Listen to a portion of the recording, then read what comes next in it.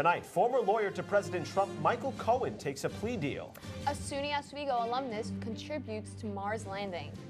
And a state park announces an expansion. WTOP 10 Nightly News starts now.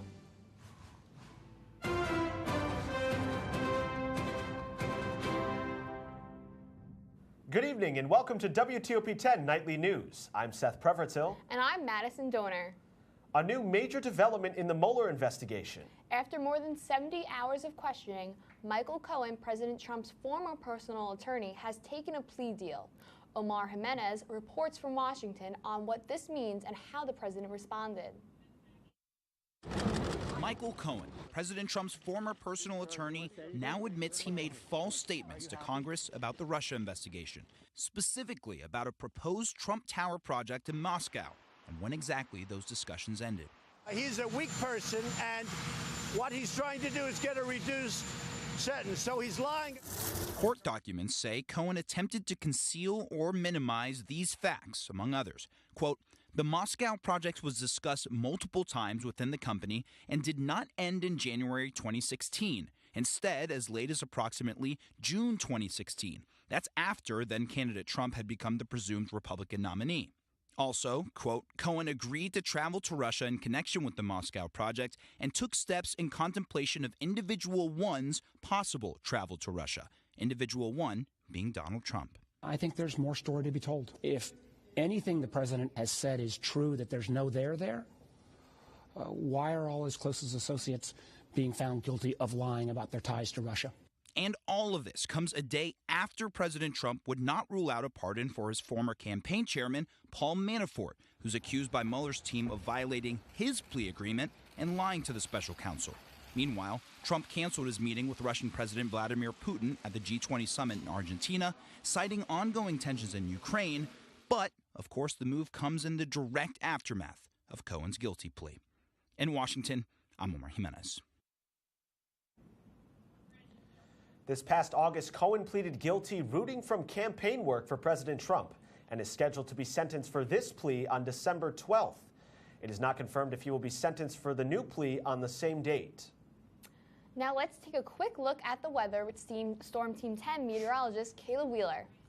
Thanks, guys. Not a bad day here in Oswego by my standards. Currently around 36 degrees here and cooling down quickly as you move away from the lake. Winds have been slowing down from the past couple days, currently around 12 miles per hour here in Oswego and likely to slow down over the next 24 hours. Now for tonight, we'll see a low of 31 degrees, scattered snow showers and winds coming out of the west-northwest at about 5 to 10 miles per hour. Now snow's on the forecast tomorrow, but exactly when will we see it? I'll let you know in my forecast after the break. Back to you guys. A former SUNY Oswego graduate now has ties to the planet Mars. Kenny Raffo designed modeling tools used by an InSight lander, which landed on the neighboring planet earlier this week.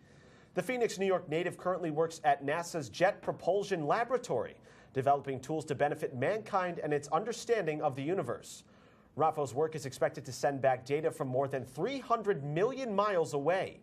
He is already working on flight software for future missions. The city of Oswego is hosting their 31st annual tree lighting event. The ceremony will take place at Civic Plaza on December 1st. Activities begin at 1 p.m. with the opening train ride, children's games, and a performance by Kay Burke, followed by the children's parade led by Santa himself. Activities will continue to take place until 6 p.m. when Mayor Barlow lights the tree. The evening will end with fireworks. For more information, contact Jennifer Lucerdo at Oswego City County Youth Bureau at 315-349-3451. The Onondaga County Industrial Development Agency approved just under $500,000 in tax breaks for the expansion of the Syracuse Label and Surround Printing facility in Cicero. Syracuse Label says the 23,000 square foot expansion will create additional warehouse and production space to help increase the sales in flexible and shrink packaging. The project will also provide 10 additional production and office jobs. The expansion project is expected to cost $3.4 million. Attorney General Barbara Underwood announces settlements with 7 New York hospitals for illegally billing survivors for forensic rape evaluations. At least 200 victims will be paid in restitution plus costs and revised billing procedures from the hospitals for any bills they have received. General Underwood says hospitals have a fundamental responsibility to comply with the New York law, and her office will continue to do everything in our power to protect survivors and their rights. New Yorkers with complaints regarding hospital billing or other healthcare-related issues may contact Attorney General's Healthcare Helpline at 1-800-428-9071. Governor Cuomo announced a 131-acre expansion of Moreau Lake State Park. The additional land raises the park's total to 6,100 acres. The governor's announcement takes place as the park celebrates its 50th anniversary year. Governor Cuomo says the addition will provide year-round trail-based recreation for New Yorkers and protect the natural habitat in Saratoga County. The governor also expects the park's expansion to increase both the number of visitors and tourism in the region. New York has paid more than $5 million to settle lawsuits against 70 state employees accused of sexual harassment or gender discrimination over the past 5 years. According to Channel 4 I-Team, half of the accused employees have been allowed to keep their state jobs, even though taxpayers have given a lot of money to compensate their alleged victims. In the spring, Cuomo signed a package of sexual harassment legislation, making it easier for New York to seek monetary reimbursement from state employees found liable for sexually harassing behavior. Coming up later tonight, a body found in North Carolina has been confirmed. And a New Jersey man accused of murder and arson. This is WTOP 10 Nightly News. We'll be right back.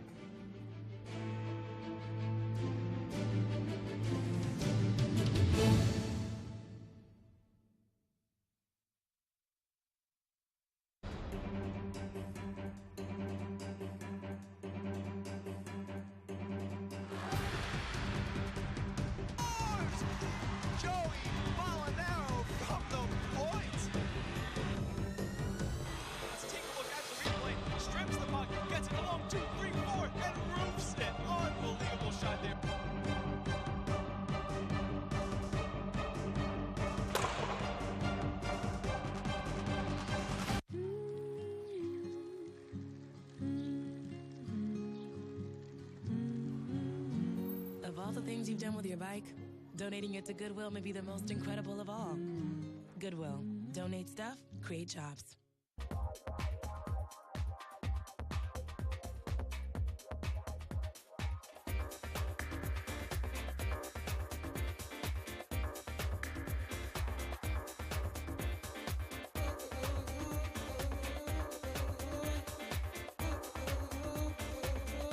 Want to know all the latest things pop culture? Tune in to Let's Talk About It every other Monday at 10 p.m. People think I'm trash, but they're wrong. Today I'm just an aluminum can, but one day I could be a stadium.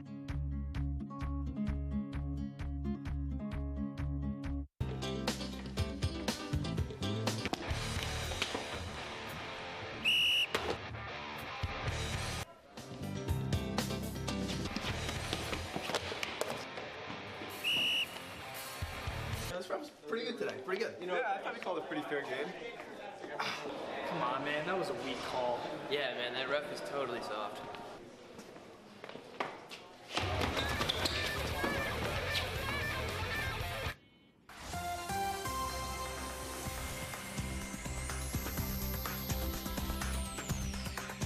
Welcome back from the break. I'm your Storm Team 10 meteorologist, Kayla Wheeler. Today we saw a high of 37 degrees, cooler than average by about 6 degrees. Now for currently in Fulton, we're seeing temperatures around 33 degrees with cloudy skies, about the same in Syracuse. Again, cloudy skies and 33 degrees. For the rest of the area, 36 degrees here in Oswego. Pretty cool around the rest of the area, staying in the mid to low 30s. For the rest of the state, we're seeing some warmer temperatures out in Glens Falls and Albany, 39 and 37 degrees, and cooler temperatures down into the low 20s as you move to the western part of the state. Now I'm timing out that snow I mentioned earlier. So Thursday tonight around 9 o'clock p.m., we'll be seeing some blitz of snow moving through the area into Friday morning. Cloudy, however, I would still be careful on the roads because that snow that's coming down, we're dropping to about 31 degrees, so it could still be on the roads. Now, that snow I mentioned comes around Friday afternoon into Friday evening. It's gone. Again, cloudy commute into Friday evening. We'll see a little bit of snow up around the lake. We'll probably see a little bit of that around here in Oswego. And into Saturday morning, again, cloudy skies. However, into Saturday night, we'll start to see some rain systems, and we'll time that out for you in our next forecasts. Now, for tonight's fireplace forecast, a low of 31 degrees, scattered snow showers, winds west-southwest, 5 to 10 miles per hour. Into tomorrow, we'll be seeing snow showers. Again, a high of 36 degrees, winds pretty much light and variable coming out of the south. Into tomorrow night, cloudy skies, a low of 30 degrees, winds again light and variable coming out of the southeast. Now for the next 7 days, again, as I said, snow tomorrow, a high of 35, just cloudy skies on Saturday, Sunday, warming up to 53 degrees with some rain showers moving through the area, cooling back down into the rest of the week with some snow possible. That's it for my forecast. You're watching WTOP 10 Nightly News.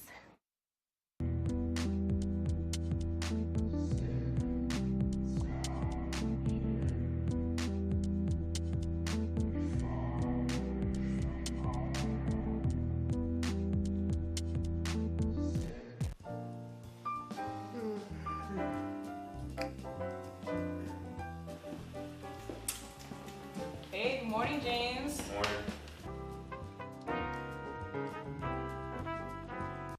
James, wake up. It's Rise and Shine time. James, Rise and Shine. James, wake up. We're starting the show. Good morning and welcome back to Rise and Shine at 9. I'm James Gattato here with your next update.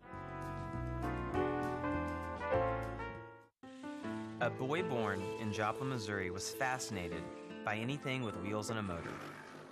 The odds of him winning both the Daytona 500 and the Brickyard 400 in the same year? 1 in 195 million. The odds of a child being diagnosed with autism? 1 in 68. I'm Jamie McMurray, and my niece has autism. Learn more at autismspeaks.org/signs. If you think trains will stop if they see a car on the tracks, you're right. They will. About a mile after they hit you.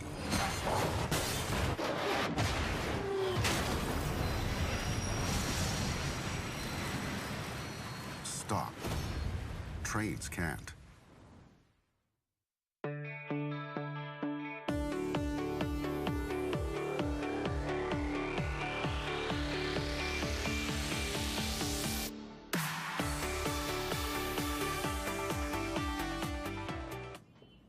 And welcome back to WTOP 10 Nightly News.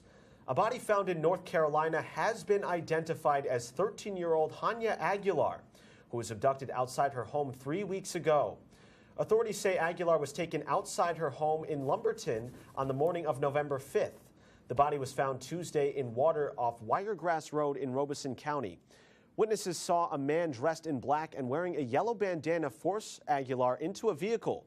Police say they have no reason to think Aguilar knew her abductor. Her and her family are cooperating with the investigation. A 7-year-old girl, Marilyn, is in a medically induced coma after she was hit by a car while getting off her school bus. The accident happened right in front of her home. Here's Brad Bell with the story. 7-year-old Skyla Shuriel is fighting for her life tonight because a driver didn't obey the stoplights and stop sign on the little girl's school bus, hitting her as she tried to cross the road to get to her house. She was late last night put in a medically induced coma. Mike Wathen and his children are housemates with Skyla and her father.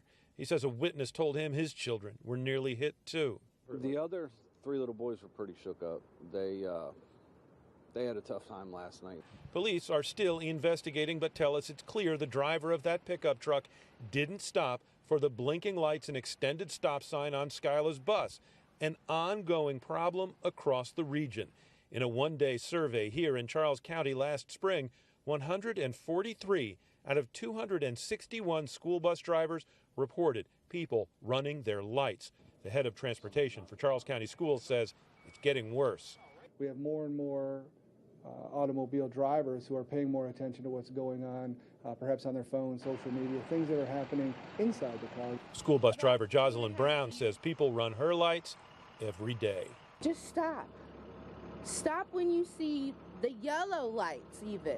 Slow down, stop. Somebody's child is going to get hurt, just like what happened yesterday.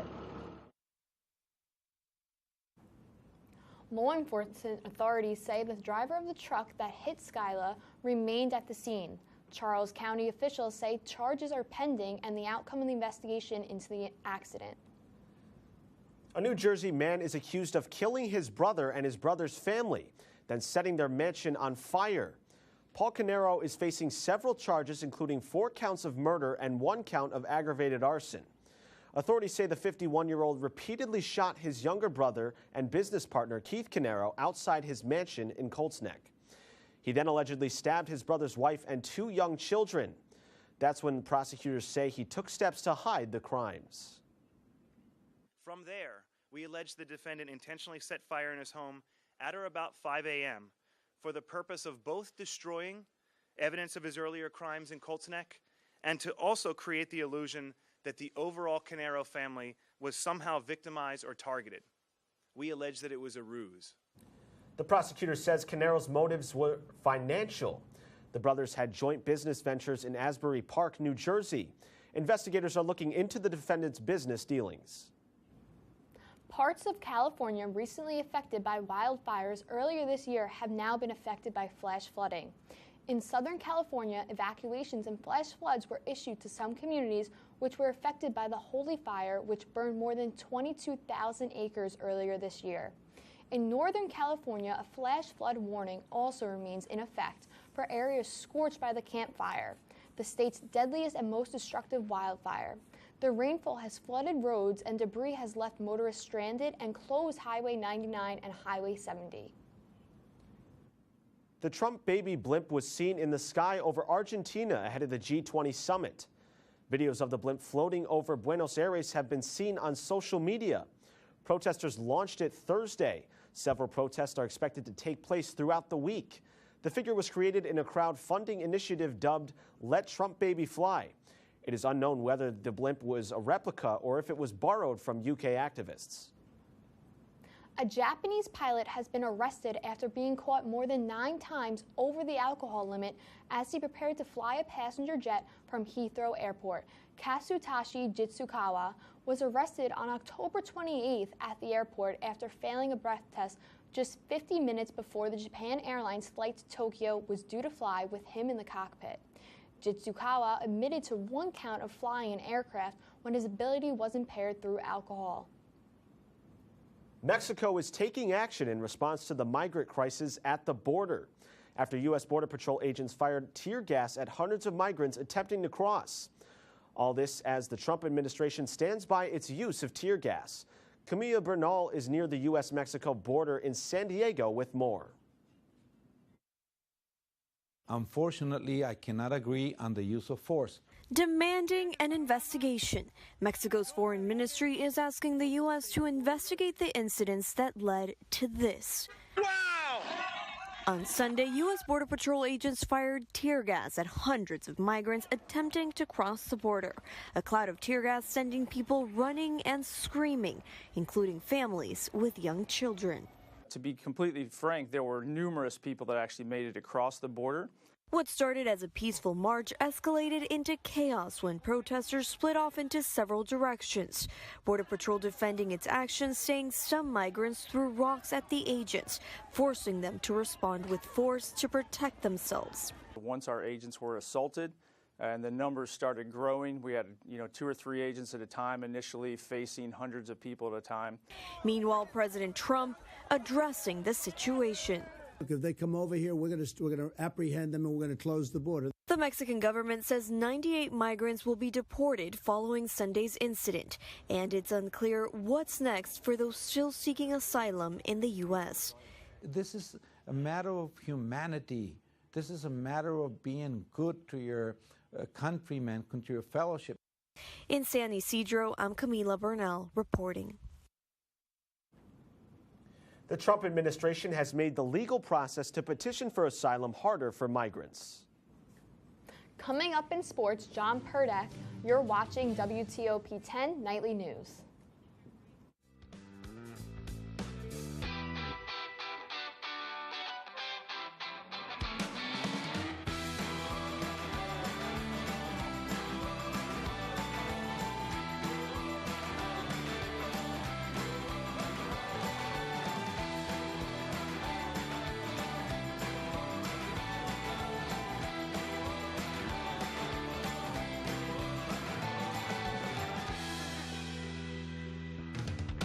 What would happen if I had to pick up the phone, call 911 for one of my family members or one of my neighbors? What would I do if no one was on the other end to respond? What if there was no 911? So you can be a part of the solution. Anybody can be a firefighter. Male, female, younger, older. We have school teachers. We have leaders in business. Is me, you, anyone that wants to be. There is no typical firefighter.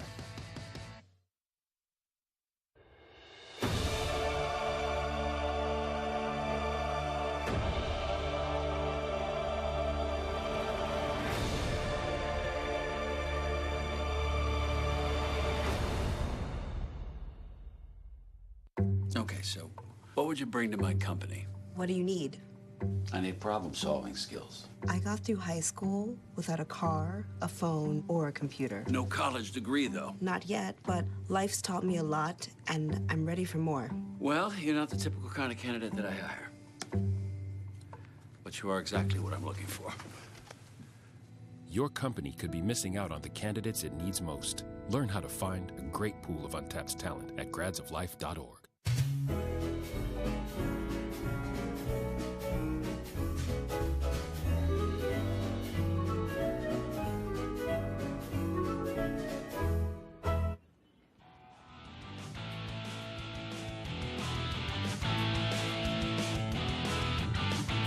Welcome back to WTOP. I'm your sports anchor, John Purdek. Let's get right into it. The Oswego State men's hockey team will battle against the Brockport Golden Eagles tomorrow night at 7 p.m. at home. On Saturday, the team will have another regular season game at SUNY Geneseo at 7. The Lakers are currently 4-1 on the season going into the weekend's matchups. Brockport stands at 7-1-1 on the season and Geneseo 9-1-1. Tomorrow night's game against the Golden Eagles will be one of the biggest games yet for the Lakers if they hope to advance in the SUNYAC standings. Moving over to the Lakers women's hockey, the team will be going up against the Plattsburgh State Cardinals tomorrow night at home. The Lakers, who are still undefeated at 5-0-1, will look to stay unbeaten in their fourth conference game of the season. Aaron Stewart, Philomena Teggart, and Avery Webster lead the Lakers with 3 goals each. The team has not played since 12 days ago when they defeated Cortland 3-1. A victory in tomorrow's game will be necessary to keep the undefeated season on schedule. In collegiate sports, last night the unranked men's Syracuse basketball team upset the Ohio State Buckeyes in a 72-60 point outing. Syracuse guard Tyus Battle led the charge for the Orange with 20 points and 3 rebounds and 2 assists. Ohio State battled tough, but could not get past the Orange's zone and strong shooting. Syracuse sent the Buckeyes to the line 33 times off 28 fouls, but hit its shots when it mattered the most. Syracuse heads home and tries to make it 3 in a row, taking on Cornell on Saturday. On to NBA basketball, the Brooklyn Nets faced off against the Utah Jazz last night in Brooklyn. Utah's Donovan Mitchell returned from a 2-game absence with 29 points, taking over down the stretch and leading the Jazz to a 101-91 victory over the Brooklyn Nets. Mitchell scored 12 points in the final 5:42 to keep Utah seize control of a close game. Rudy Gobert had 23 points, 16 rebounds, and 4 blocked shots for the Jazz. Brooklyn looks to bounce back tomorrow night against the Memphis Grizzlies. Now we have highlights from the New York Knicks and the Philadelphia 76ers. Jimmy Butler, Jimmy B. Buckets, is back on the 76ers in his new game. J.J. Redick gets a scoop reverse layup to go around, and Joel Embiid gets J.J. Redick a screen for a 3-point shot. Now more of Redick comes around for a 2-point shot mid-range Redick off to a good start. He went 6 for 6 in the game with 14 points. The Knicks had a couple of struggles tonight, though, as Damian Dotson misses a three. The Sixers held the Knicks to 11.1% from three, and the Knicks missed 21 of his first 23 three-point attempts. Here's Hardaway missing another three, and as you can see, head coach David Fizdale was very furious with the team. Then it was the Joel Embiid show all on from here. Joel Embiid comes in for an ecstatic dunk. Joel Embiid was one of the leading scorers for the Sixers on the night. As you can see here, he spins around, gets another jam to go. Joel Embiid had his 21st triple-double of the season, which is a season high for him, and Embiid had 26 points on the night and 14 rebounds. Coach is happy. Now Joel Embiid goes down to Ben Simmons, who gets another dunk to go. Embiid and Redick still working. Redick fakes the shot, gives it to Joel Embiid, and gets an and one to go. This would be enough for the Sixers to overcome the Knicks, 117-91. Wow, definitely not a good night for the Knicks last night. Yeah, but with the tandem of Embiid, Simmons, and Redick, I mean, the Sixers are looking really good. Sixers are playing some good basketball right now. I think they're on, like, what, a 4-game win streak? 4-game win streak, yeah. It's crazy. Yeah, they're moving up in the standings. Third, I think. Third, yeah. What about the weather? Oh, well, this weekend we're actually getting pretty warm. A high of 53 degrees on Sunday. Wow. Yeah, pretty unusually warm for this season, but it comes with some rain, so you Don't win some, you lose some. Yeah. I thought it was supposed to rain Saturday. It looks like it cleared up. Yes, it looks like it's supposed to be cloudy. The main stuff is coming on Friday with those scattered snow showers. Got And it. into Sunday, excuse me, is when we're going to see that rain. That's some really. weird weather patterns around here. 53 degrees Saturday. It's going to rain. It's going to snow. It was just snowing like Monday. All upstate New York. Yep, that's upstate New York for you. At least the weather would be nice for their Christmas tree lighting. Oh my gosh, I know. Yeah, all the It's Christmas time. downtown festivities. It is. It is. Doesn't necessarily have the snow to go along with it there, but No, you know, not it comes quite. a week later. Yeah, later. Hopefully when we all leave after finals I week. know. Makes the driving so tough. Although it does look like for people who don't have finals, that snow's coming in right Yeah, in time for the exactly. trip home. It That's does. usually how it goes around here. It is, unfortunately. Do you guys have a lot of finals? What? Do you have a lot of finals just coming up? Oh, I have a lot of finals coming up, but you know what? If you have a good energy and you cope with all the stress you get, you'll prevail. That's my mentality. This man's on sports and he's giving life advice. Sports, academics, you know how it goes. Anyway, that's our report for tonight. Be sure to stay tuned for Fantasy Factor. Thank you for watching. Have a great night, everyone.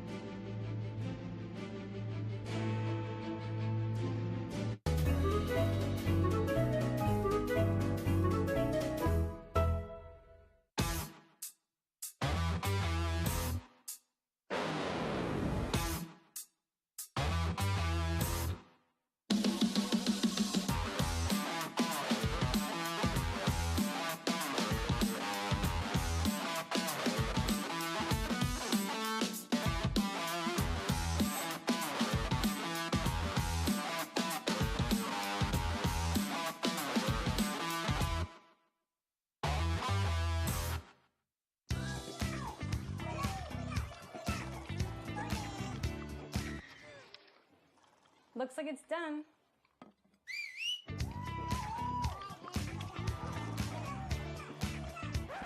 Don't let salmonella get funky with your chicken. On average, 1 in 6 Americans will get a foodborne illness this year. You can't see these microbes, but they might be there. So learn the right temperature to cook each type of meat. Keep your family safe at foodsafety.gov.